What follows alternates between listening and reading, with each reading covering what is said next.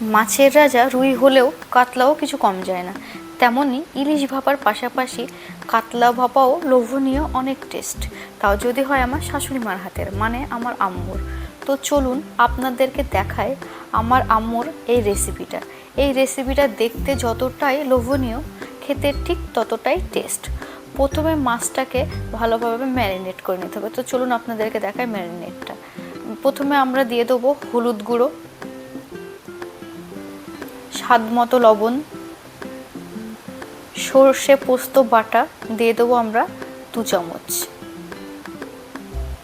তারপরে আমরা দিয়ে দেবো টক দই। টক দই দেওয়ার পর আমরা দিয়ে দেবো সর্ষের তেল। অবশ্যই এখানে আপনারা খাঁটি সর্ষের তেলই ইউজ করবেন, এতে ঝাঁঝটা সর্ষের সাথে মিশে অনেকটাই টেস্টে পরিবর্তন ঘটাবে। তো চলুন মাছটাকে আমরা ভালোভাবে মাখিয়ে নিই।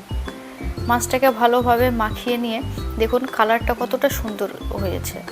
এরপরে আমরা টিফিন কৌটোতে মাছটাকে দিয়ে দেবো।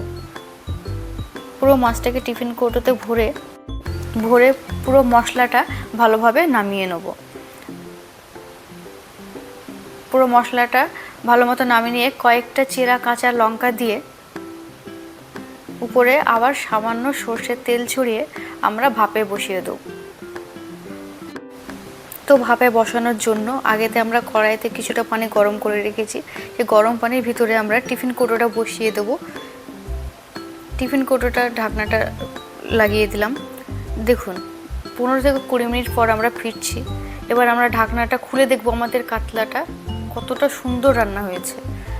দেখুন দেখতে যতটাই সুন্দর, খেতে ঠিক ততটাই টেস্ট। একবার বাড়িতে বানিয়ে দেখুন, জমে যাবে দুপুরের লাঞ্চ।